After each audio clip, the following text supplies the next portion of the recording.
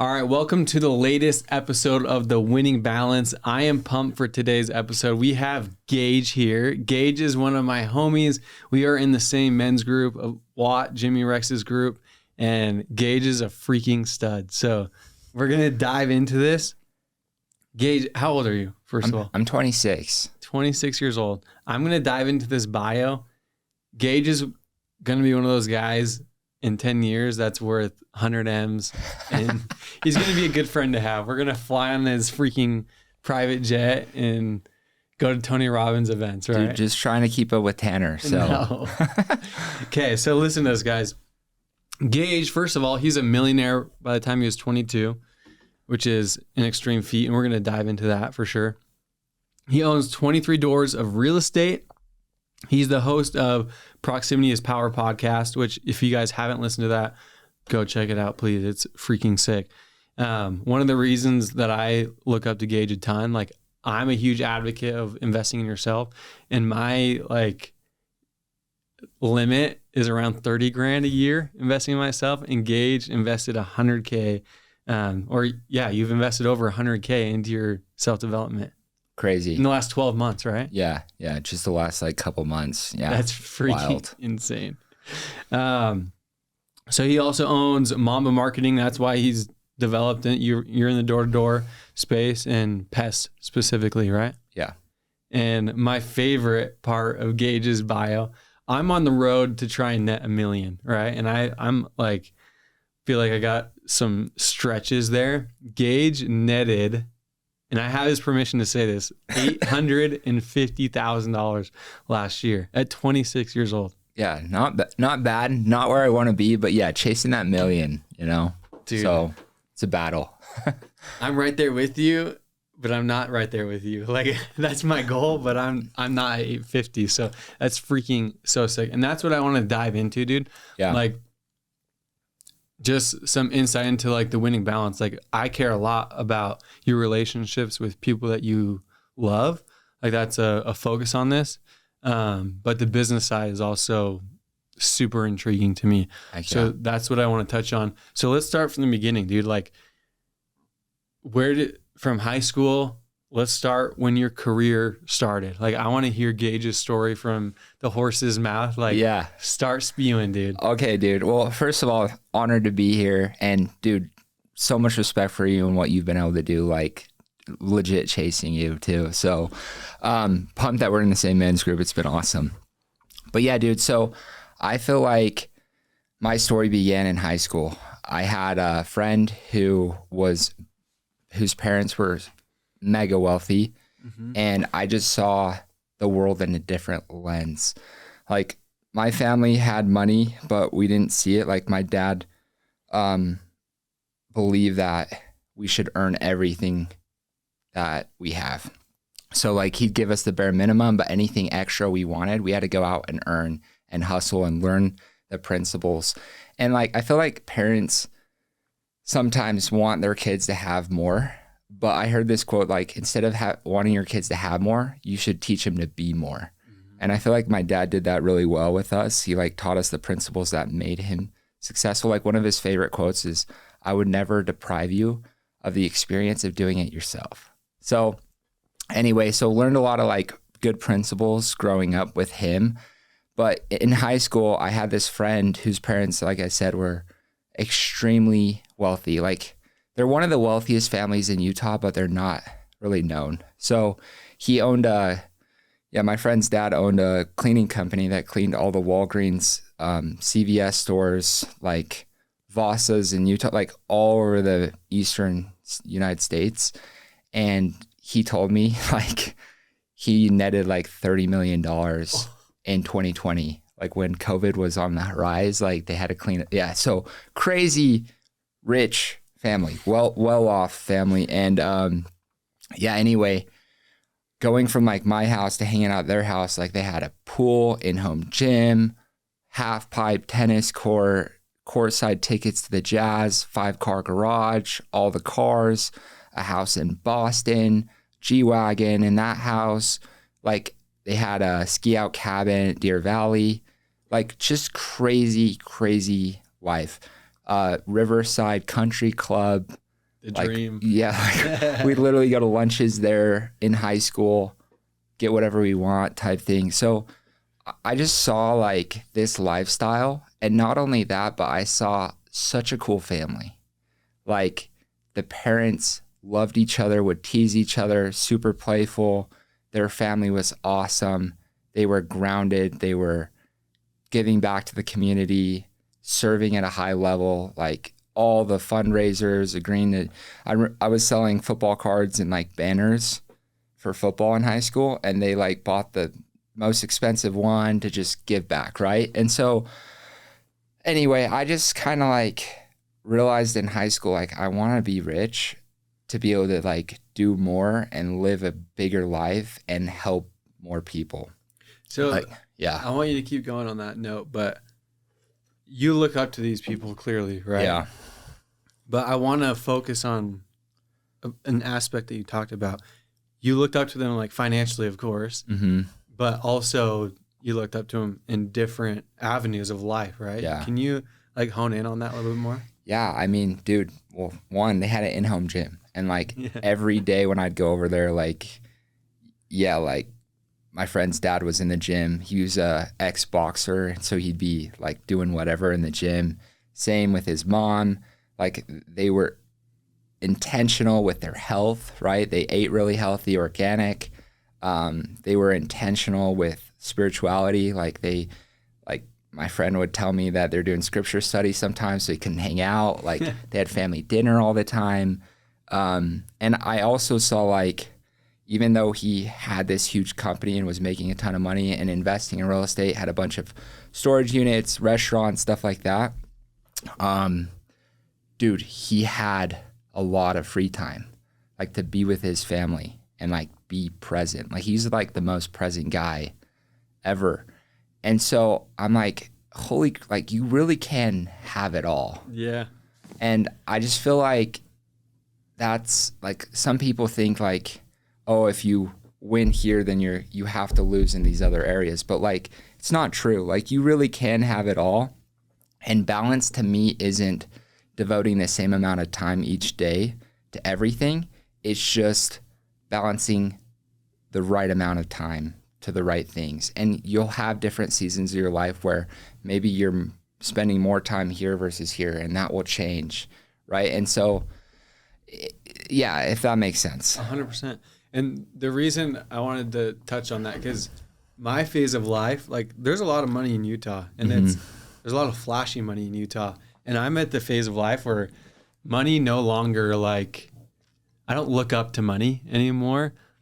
What I do look up to is those that have money and the wealth that I crave, but also are doing extremely well in other phases of their life, like family, being present. Dude, running a company that nets 30 million and being able to make people like Gage feel special. Like I want to be friends with that guy. Yeah. Like that's super cool. Stud, right? Yeah. No, it was so fun like going over to their house on the weekend, and I just like talked to him. Like he'd tell us the craziest stories of like who he used to be, because he was like into drugs and stuff, and like lived a crazy lifestyle in Boston. And then like all of these experiences forged him into the man he is today. And it was just like thick Boston accent, like stud. I love it. Okay, so this was someone that you looked up to, a family that you looked up to. Yeah. Where did it go from there? Yeah, dude. So I just kind of realized like after high school, I want to go figure out, like I knew I liked business. I wanted to make money, and like, yeah. So like a couple months before graduating high school, my cousin called me, and he had just gotten back from his mission, Peru. And he's like, hey, Gage, what are your plans this summer? And I'm like, pitch. yeah, the summer sales pitch. You guys have all heard it if you're from Utah. And I was like, I don't know, man. Like last couple of summers, I was a lifeguard. Probably do that again. Like, why? What's up? He's like, well, I got off my mission last year and immediately went out with this company called Active to sell pest control in St. Louis. And he's like, dude, I had no sales experience, no college degree. And my first summer, I sold 288 accounts, made $44,000 in like 3 months. I'm like, that's actually pretty awesome. But like, I don't want to sell pest control door to door. That sounds like it sucks, right? And I told him no. And that night I went home and talked to my dad. And my dad's like, I'm like, hey, like JT hit me up to do sales. What do you think? He's like, well, what'd you say? And I'm like, I told him no. And my dad's like, well, I don't know if you know this, but me and your mom actually sold pest control for 3 summers when we were in college at BYU. Your mom did too. Oh, sorry, my mom went out with him, but I don't think she ever knocked it. Yeah. Yeah, but my dad did 3 summers, and he actually worked with Todd Peterson, who ended up starting Vivint. So I was kind of like born into door to door. So my dad's like, I did 3 summers when we were in college, and my best summer, and this was in the 90s, he made 60 grand. And 60 grand in a summer even today is pretty good. Mm-hmm. So he's like, I learned more in those 3 summers than I did an entire 4-year degree at BYU. Like the reason I'm successful in my financial services business is because what I learned, the skill set that I learned in door to door. You should 1000% go out and knock doors with your cousin for 2 reasons. He's like, number 1 is the money. He's like, now that you're graduating high school, the first step you need to take is go from hourly wage jobs to commission or results-based jobs only. Because in hourly jobs, you're capped on how much you can make by how many hours you can work. Mm-hmm. And there's a limited amount of time you can work. And he's like, and I kind of noticed that, like as a lifeguard, I'm like, I'm literally trading my life for money. Like if I want to buy a $30 shirt, that's 4 hours of my life that I'm trading for that shirt, right? So I was like, I always knew that, and it also pissed me off as a lifeguard. Like if I tried to go above and beyond, I still got paid as the worst guy over here that just clocked in too. And it's not like I would let people drown, right? But like I didn't do anything extra. And so my dad's like, what's cool about sales is you don't get paid per hour. You get paid what you put in the hour. And the better skilled you get, the more you work, the more money you'll make. And the top guys in summer sales are making 6 figures in a summer. The worst guys are still making more than any lifeguard. And he's like, you need to go do that for the money. And he's like, I'm in finance. If you can make a ton of money while you're in your late teens, early 20s and invest that, you'll be able to retire faster than all your friends. And I'm just like, boom, like mind blown. And I'm like, oh, I see the vision, right? And so that was one. I'm like, what's the second one? And he's like, the skill set. He's like, I don't care if you want to be in sales your entire life. I don't care if you want to be a business owner. I don't care if you want to be a doctor, a dentist, an accountant, a lawyer, an engineer. That skill set will make you better in any field you go into. If you want to be a dad someday, you'll be a better dad because you know the skill of selling. So like, there's no better place to learn sales skills than door to door, where you're talking to 60 people cold that don't know you in person, and you have to convince them to like you and to buy from you like that. So I was like, holy crap. So my dad's like, that is the number 1 skill that you need to learn after you graduate high school. Like, period, end of story. Mm-hmm. I don't care what you do. You need to go learn that skill set. And what's so funny is when he was telling me this, I'm like, my dad's been selling me my entire life. Yeah. Like, I was like, he's always been someone that was so hard to say no to, and I didn't understand why. Like, my dad would say, hey, do you want to pick 50 weeds or 150? Or he'd be like, do you want to come with me to Home Depot in 5 minutes, or do you want to leave in 30? And I'm like, I don't want to go to Home Depot with you. Like, you know what I'm saying? So it kind of like that puzzle piece kind of got put into place. So at that moment, I'm like, all right, Dad, like I'll go out and do this sales gig. Like, you sold me, right? And yeah, dude, I had so many friends that were going out on senior trips, the mission and all that stuff. And I was always planning on going on a mission, but my brother was on a mission. And if I had left right after high school, we would have like not seen each other for 4 years. So I was going to go, the plan was to go at the end of that summer. Ended up not going out. But anyway, dude, I decided to do the sales job. And yeah, dude, that first summer, I didn't know anyone on the team, just my cousin. had no pre-summer training because all the guys were out selling by the time I decided to go out. I remember graduating high school and getting on a flight to Columbus, Ohio, and I was like, what the heck am I doing? Like, I'm about to go sell bug spray for like 2.5 months. And I was scared. I didn't even know the pitch. I thought we were selling bottles of bug spray for people to spray themselves. Like, I didn't even know it was a service. And yeah, I just remember being so scared, but I did it anyways. And yeah, those first couple weeks were like brutal, like bad. Like, I remember my first day I got 2. Well, the first 2 days I just trained. Like, my cousin to let me go out, just like go memorize the pitch, go practice it a bunch. And so I did that for the first 2 days. And then the third day, I think I shadowed him, watched him sell a Hispanic family, and I didn't know Spanish very well, so that didn't help me really. And then I was off and started knocking, and I just remember I'm like, I'm just gonna talk to as many freaking people as I can, and hopefully I find some laydowns that just need this service. And that day I got 2 my first day, and I was pumped, but I was pretty lucky because then I bageled, and then I got 1, and then bagel, and then 1, and then 0, 0, you know. And those first couple weeks were so tough that I almost quit. I remember 2 weeks in, it was really hard. I had like no money because you only get paid a certain amount, but then they deduct rent from your paycheck. So I remember I had like $50 left in my checking account. Like, this was like my entire net worth. And I remember almost quitting. I called my dad. I'm like, hey, I'm like coming home. This is too hard. And he's like, if you quit, like, you don't, like, you're not staying with us. Like, you don't have a home. Like, this is my home. Like, you can couch surf with your buddies, but like, if you quit, you're not staying here. And I was like, holy crap. Like, I got to figure this out.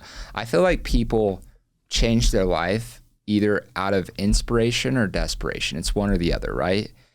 And I feel like out of desperation, I'm like, holy crap, like, I have to make this happen.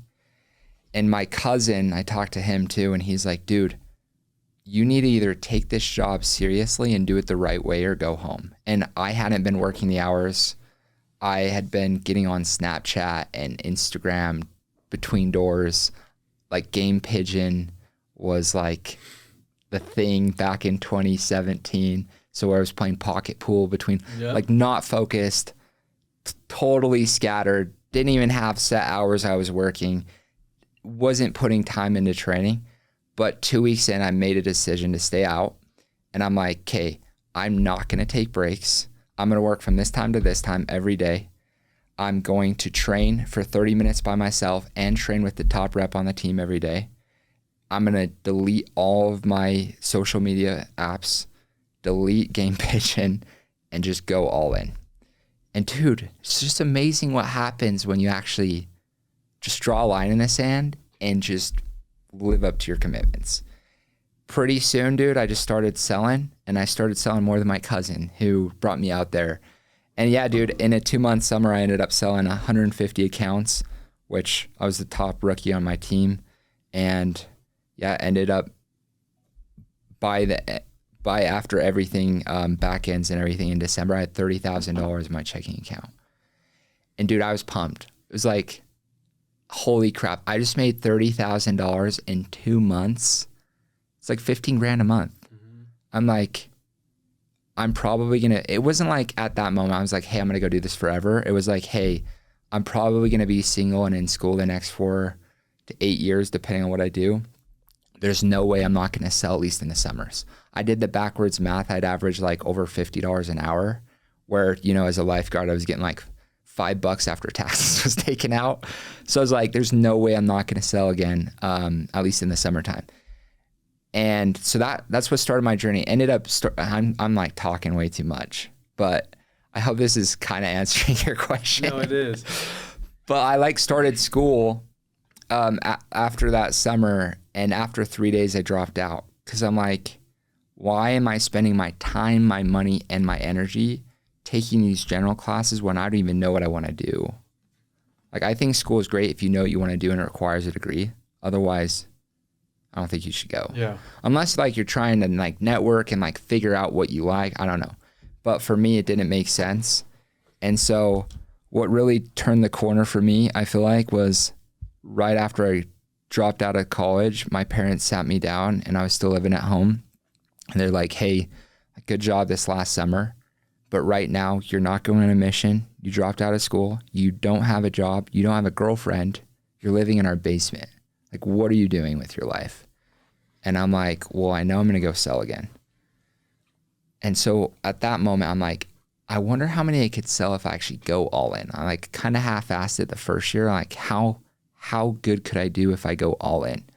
And so, dude, from January till April, I just went on my own sales university to prepare for that next summer. I read 150 books that year.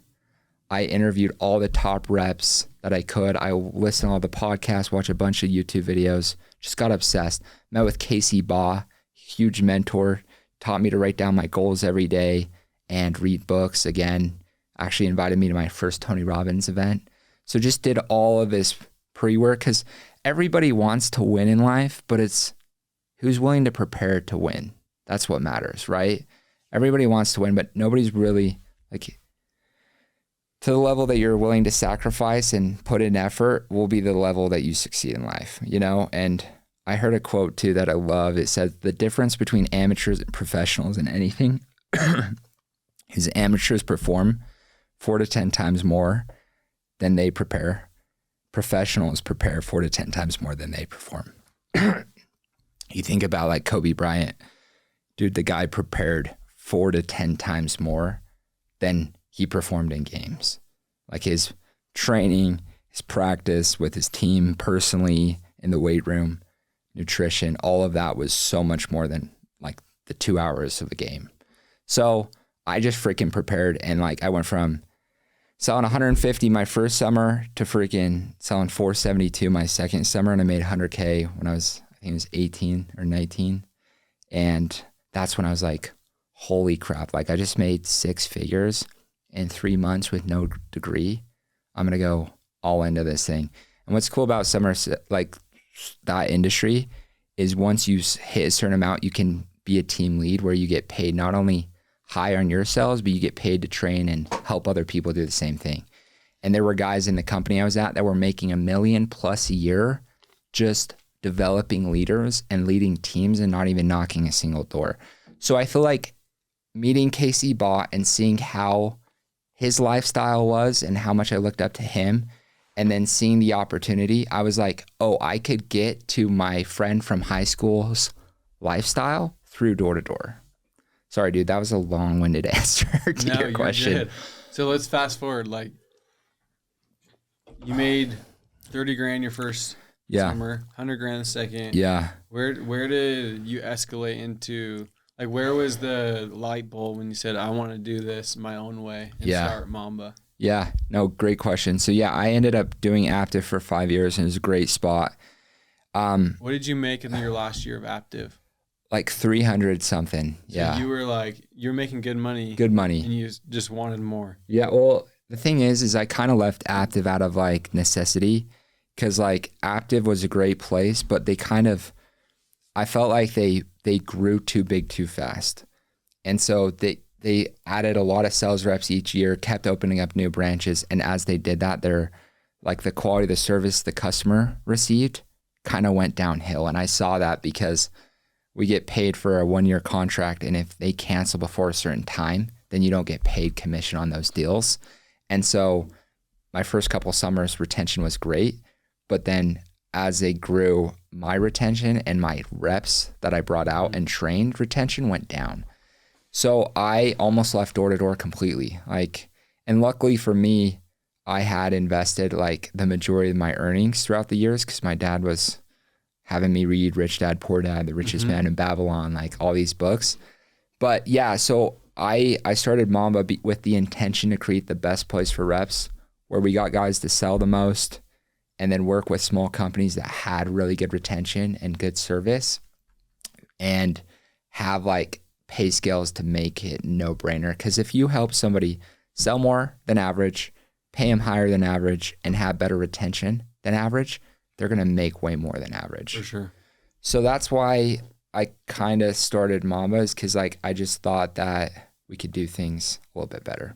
So then let's rewind too, because you obviously amassed 23 units throughout this period where you're making good money as you're young. Mm-hmm. Most people, when they make money, especially at an early age, don't just think, I'm going to throw this in real estate, right? Yeah. So it sounds like your dad had a good influence on that world, but speak more on that. Like, where did that direction go? Yeah. Did you have a buy box? Did you say, this is the type of product I'm looking for? Yeah, great question. I think, I think it stemmed from like at an early age, my dad always drilled into us, like there's only two ways to make money. You bust your ass or your money makes money. Mm-hmm. And he's like, your making money is so much more fun, but you have to bust your butt to get that, like, that chunk. So that was huge. And then he always said, you can only raise your lifestyle of living if your passive income can pay for it. Meaning the income your investments are generating, you should only upgrade your lifestyle, which is very extreme. Few people live that way, right? And so I started doing that and back up a little bit, like in high school, before I graduated, my dad started paying me to read books. And then Casey started paying me to read books. So I was reading. Really? Yeah. That's Casey wild. literally, like the first time I met him, he gave me a book and said, $100 if you come back and give me a book report on this book. And he gave me the book for free. And I read like 2 books and then I just felt bad that he was giving me the book and paying me. So I just started reading without taking money from Casey. Like I got the principle. I'm like, okay, this guy is literally like telling me, like one of my favorite quotes of all time is, you'll be the same person you are today as you are 5 years from now, besides the people you meet and the books you read. And like Casey told me, like the average CEO reads 52 books a year. That's what you need to start reading a year, a book a week minimum on audio. And then you should always be reading a physical book too. And so that's when I just started reading. I'm like, okay, if the average CEO reads 52, I'm going to read 104. I'm going to double it. Right. And so that's what got me hooked on that. And I feel like as I started to read, like if you want to invest, like start reading books about investing, like The Richest Man in Babylon, I already mentioned, Rich Dad, Poor Dad, the cash flow quadrants, like the book on rental property investing by Brandon Turner, Money. So I started reading these books and I actually, when I decided to start investing that majority of my income, because after my first summer, dude, I'm like, I had 30 grand. I was like looking up used Mercedes to buy. Yeah. My friend had a Mercedes that let me drive it. And I like got hooked on him. And I was like, I was about to pull the trigger on a used Mercedes that was like $20,000 and literally 2/3 of the money I'd made, I was about to blow on a car. But I remember my dad, I'm like, hey, I'm going to go look at some cars. My dad's like, let me come with you. And literally the whole day when we were test driving these cars, talked me out of buying the car. He's such a G, right? And he's like, Gage, like this money could be like $1 invested in your 20s is worth like $20 to $30 had you invested it later, right? That's a wild. That's what I try and like when I'm talking to young guns that are making good money. That's not a $20,000 car. Yeah, that's like a $1 million car. Yeah, $1 million car. Yeah, for sure. No, legit. Like if you had that 20 grand invested for 20, 30, 40 years. Yeah. No, like even Casey said on his podcast with Todd Peterson, go check it out. It's freaking good. But he's like, Casey's biggest problem with door to door is seeing all these kids wear $300 shoes. He's like, that's $1 million pair of shoes had you invested it. By the time you retire in your 60s, $1 million. Hope it's worth it to you. Yeah. Like people don't think like that. And I used to like multiply like, okay, if a burrito cost me $10, it's really $200.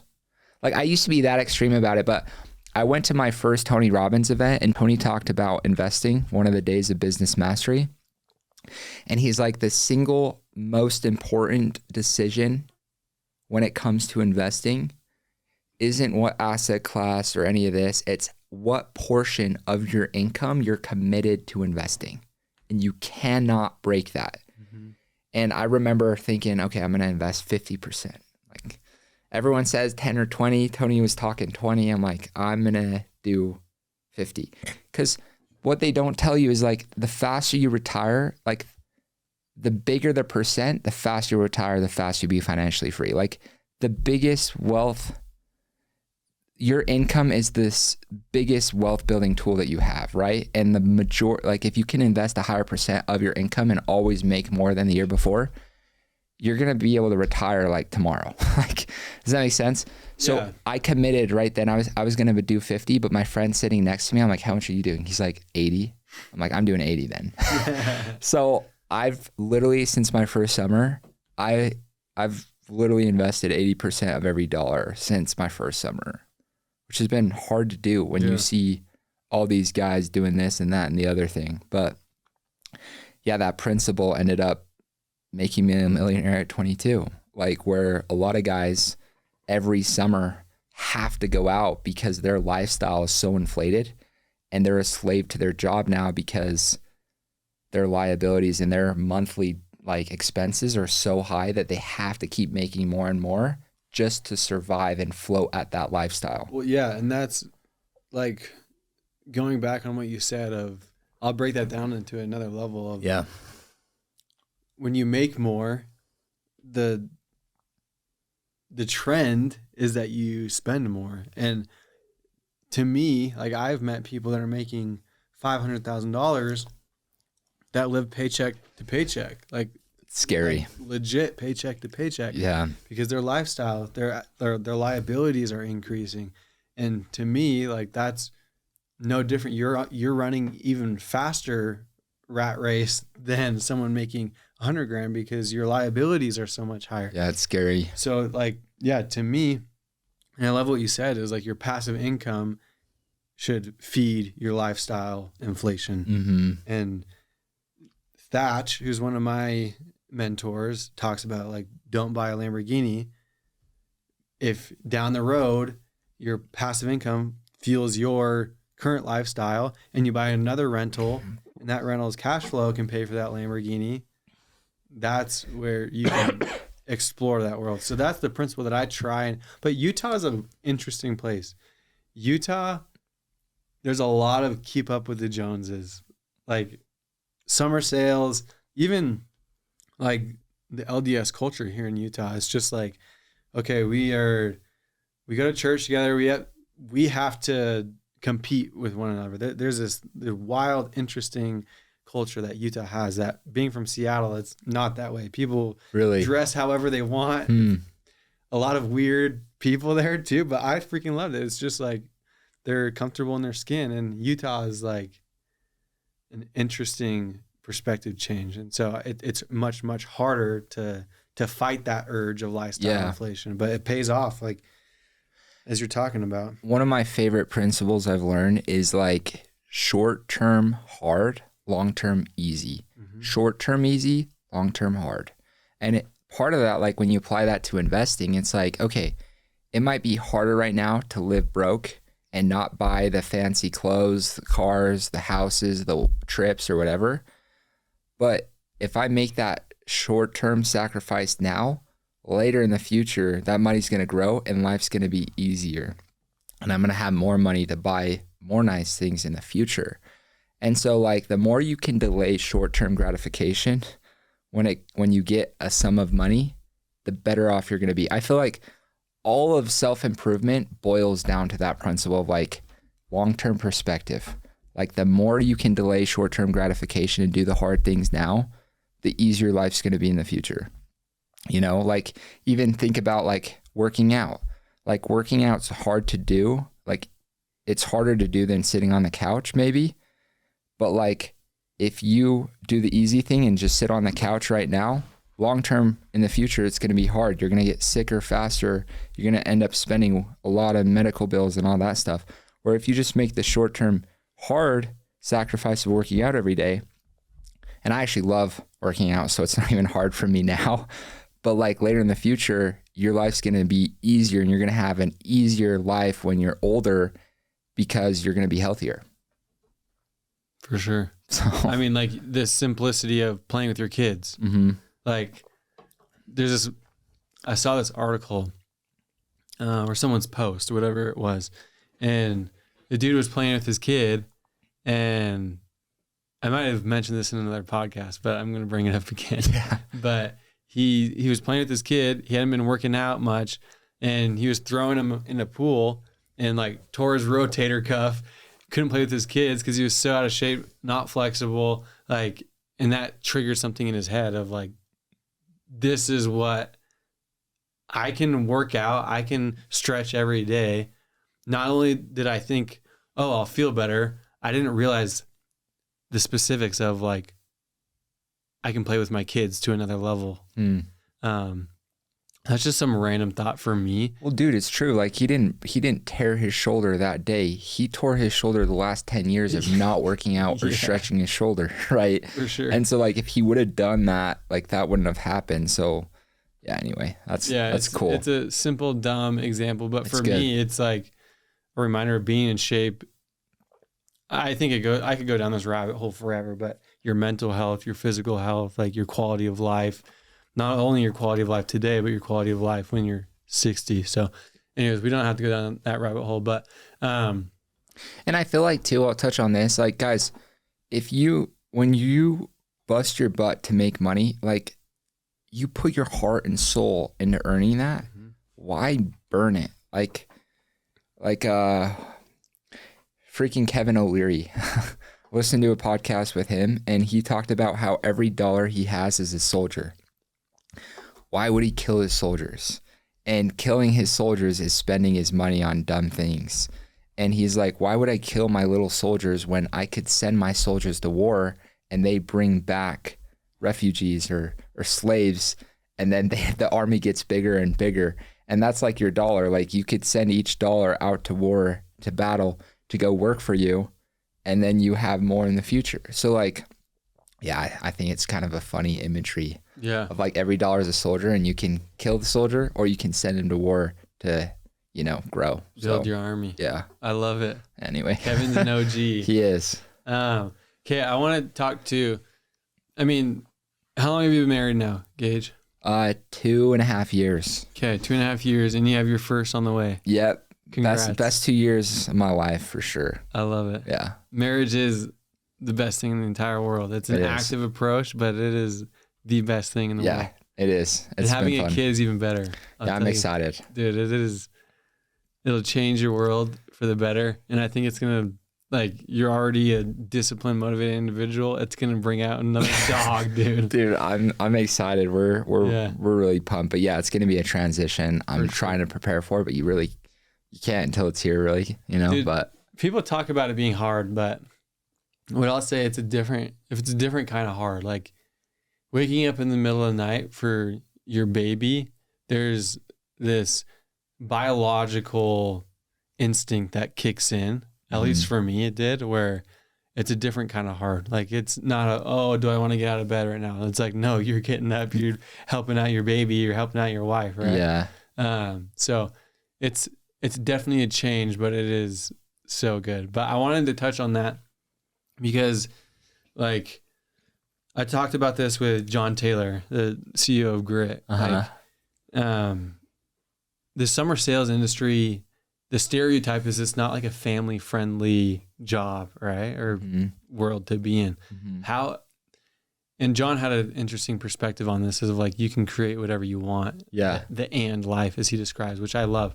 But speak on that, like being in the industry you are, like the last 2.5 years, how has your marriage been affected? How have you like stood up to be a better husband while you're in this like crazy industry? Yeah, no, I love this topic and I love this question because it's so important, right? And the thing is, and I don't think it's just summer sales specifically. I think summer sales is like, here's the thing. I think people when they're 18 to 30 years old, if they're single, most people I know are just trying to like crush it, right?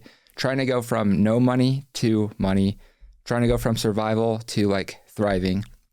And I feel like as you start to do that, whether it's summer sales or be a real estate agent or whatever, or your career, it can be hard to take your foot off the gas, like, cause you're all in obsessed on that one thing. And then once you bring a family into it and you like get married and start having kids, a lot of people just don't know how to balance it all, right? And one of my favorite quotes of all time is good habits are the key to all success in life. Like if you want something, you should be doing something differently every day to make it happen, right? And so like for me and my wife, like, dude, at first going from like a single guy to married, it was a huge transition, like it is for everybody.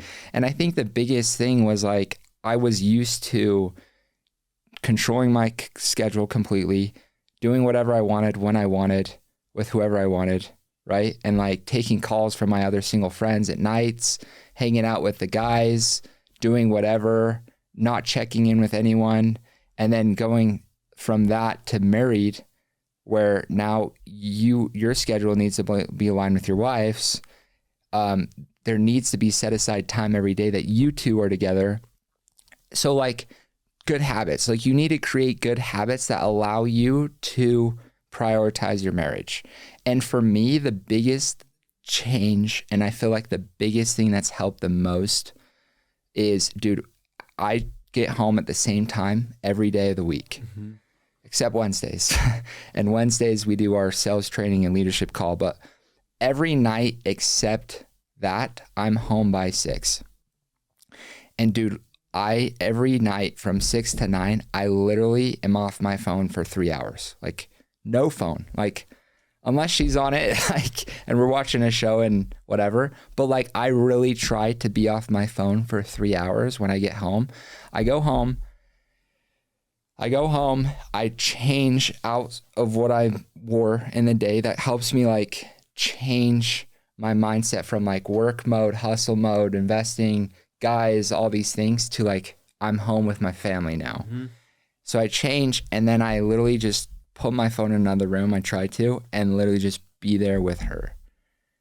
It's made all the difference in the world. Like legit, like 3 hours and no phone. And I'm just like, we talk about our days, what went well, what didn't, what are our plans, what are we looking forward to, like what are we going to do that night, what are we going to eat for dinner, we make dinner together, and just have that time has been huge. Good for you. And so, and then I feel like it's literally just drawing a line in the sand of what you will do and what you won't. And then like Saturdays, I really try not to work, and that's like our day. Every week we have a date night on Friday nights. And we basically have mini dates throughout the week from 6 to 9 or whatever. And then we go to bed usually by 9 o'clock anyway. So, but yeah, date night, no work on Saturdays, no work on Sundays, like just setting aside time to build the marriage and build our relationship and continue to check in with each other has made all the difference. And I'm not saying we're perfect by any means, but like, I feel like we as a couple are so strong and so much stronger than we used to be when I was trying to like figure out how it all works. Yeah. You know what I'm saying?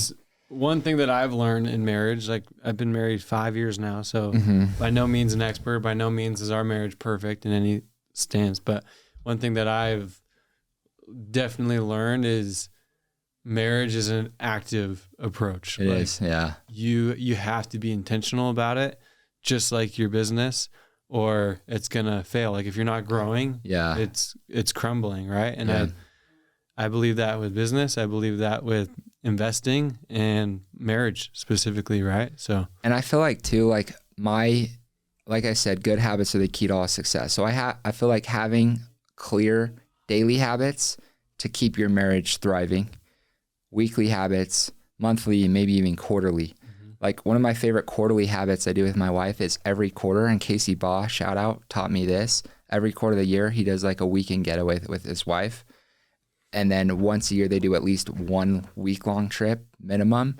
And then, yeah. So like, and then weekly date nights and also weekly planning is huge too. Cause like I have the intimate relationship category and try to put 2 rocks in it, whether it's like get my wife flowers or plan a fun date for us, or, you know, think of a gift that she might like just out of nowhere to like just keep that excitement and that uncertainty, right, in our relationship. And then the daily habits of like, she's pregnant right now, and I like the daily habits is like we hang out in the mornings, I make her breakfast, and then I'm with her 3 hours a night, and that's been working for us recently. So anyway. And I mean, yeah, it changes, right? And that's the intention behind marriage is, especially like men are pretty logical people. Women are emotional like beings, right? And so when I talk about change, like, as you know, like there is change. And for sure. I did my walk with Jimmy this morning, and one thing we talked about is with like giving our wives like what they want. It used to be because my wife is like an emotional being, I'm more logical. When those waves would come, like, and I picture like a visual, like a real ocean wave, like I would try and crush through that. Like, where's the logic behind this? Like, where, how can I break through this? And there's this visualization of being the buoy on the wave and riding with her emotion and being of service where you can. Yeah. So that's one thing I've been trying to work on now, but it's crazy. But one thing I want to bring up, Gage, being married when you're 26 on a national scale is wild. I mean, you got married when you're what, 24? Yeah. So 23. About to turn 20. Yeah. Yeah. So and in Utah, it's a little bit more normal, right? But being married at a young age, making a ton of money at a young age, like, what have you learned in your journey thus far that you'd want to share with someone who's maybe like in that 18, 20, trying to figure out their career? What would be your advice there? Yeah, I mean, you know, I had you on my podcast and we talked about this a little bit, but I think if you're young and you're either dating someone, married, it is your stewardship to make money. Like, you can't, if you're not growing in that area, you really can't. I don't believe that you can master all the other areas of life if you don't have money. So first thing I'd say is go learn a skill that can pay you a lot of money, right? Like whether that's sales or, you know, learning a skill on YouTube or going and getting a degree or whatever, you need to go master that area and go learn from people that have mastered the skills you want to go master and learn from them. Like, proximity's power has changed my life. And then the second thing with the relationship, like, go read books. Like my top 2 favorite books for marriage are The 7 Principles for Making a Marriage Work. I think that's what's called. And then His Needs, Her Needs. So good. But yeah, like, go learn, and like, you're going to make mistakes, but the purpose is growth, and like the purpose is learning from your mistakes. And I feel like, yeah, even going to Tony Robbins events, like he has a whole day at one of his events called Relationship Day at Day with Destiny. And I learned so much about masculine versus feminine, and like even in His Needs, Her Needs too. But like, I say an affirmation to keep my marriage thriving every day. It's like, I have a beautiful, passionate relationship with my wife, Mason, and every day I make her feel loved by giving her attention all the time, seen by being present and calm when I'm with her, and understood by reassuring her even when she tests me. Because the feminine energy will test the masculine. Yeah. And what they're doing when they test you, like they'll throw fits, they'll scream, they'll shout, they'll cry. They're testing to see if you can like keep them safe. And like, even if they blow up, like, you're still going to be there no matter what. And I didn't know that. Yeah. I didn't know that. But when I learned that, I'm like, that makes so much sense. And so now, like, when my wife is like, does any of that, I know, I'm like, babe, I love you. Like, no matter what, I'm here. I'm there for you. And it just like melts her down back to like, oh, like, no matter what, he's got me, you know? So yeah, I just feel like learn from experts, like, And the more you learn, the more you realize you don't know, just like anything, right? So always be learning. Yeah, I love that concept. My brother, who's jumping into real estate now too, he's trying to learn the ropes. Mm-hmm. We were working out at the gym a couple months ago, and he said, "How many coaches do you have?" He asked me that question, and I was like, I've never really thought about that, but I think I counted like 7 coaches, right? It's legit. I mean, it's not really a flex, more so just like every avenue of my life that I want to improve on. Like I have a counselor for my marriage, because like I'm a firm believer, no matter how good your marriage is, like you should have a coach for your marriage if it's that important to you. I like have a real estate coach. I have a golf coach. I have a fitness coach. That's awesome. Like every avenue of my life that I want to improve on, like it's this simple concept of, if I want to improve on fitness, I don't know how to freaking, I don't study this 24/7. Why don't I go leverage someone's expertise to become better? And you obviously know that, because you spent $100K on your own education, but it's a wild concept to me why people don't dive into that more. Mm-hmm. If you want to get better at someone, why don't you leverage someone else's? And I understand not everyone has like the capital, and maybe that's going back to your example of like making money is a lot more important than people let out. I think there's some insecurities with money in our generation, in our world. And, but when you really dive into the weeds, like it is important, right? Mm-hmm. If you want to master other aspects of life. Well, yeah. And I don't think like, even if you don't have money, that's no excuse not to have a mentor. Like it's 2025. You have infinite amount of podcasts from anyone in the world you want to listen to.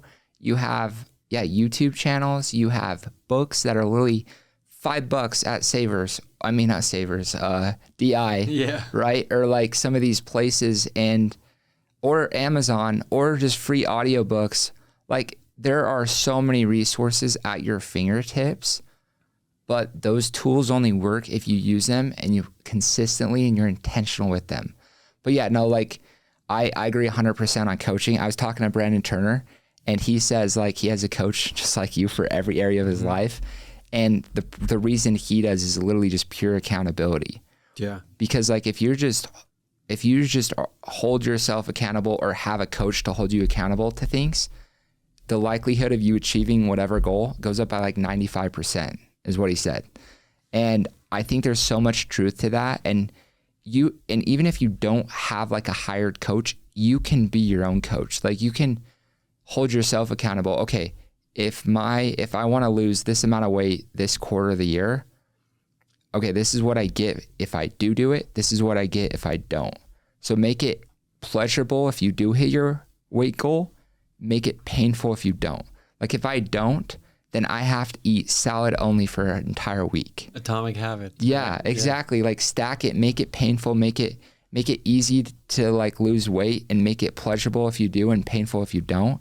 And if you just do that, and I need to be better at that, like actually having like consequences if I don't hit things, because you'll be way more likely to do them. So yeah, I love that. Dude, that's sick that you actually have 7. I have 1, Tony Robbins, but he's like my coach for a lot of things, but he's not like, I probably should have personal accountability coaching. I think that'd be. I think it's all personal stuff. Yeah. Like I think Atomic Habits, that book, like so good. A lot of those concepts that you're talking about are from Atomic Habits. That's single-handedly like one of the best books for change and influence that I've read. So like, for example, like in my golf world, like I'm trying to get better at golf.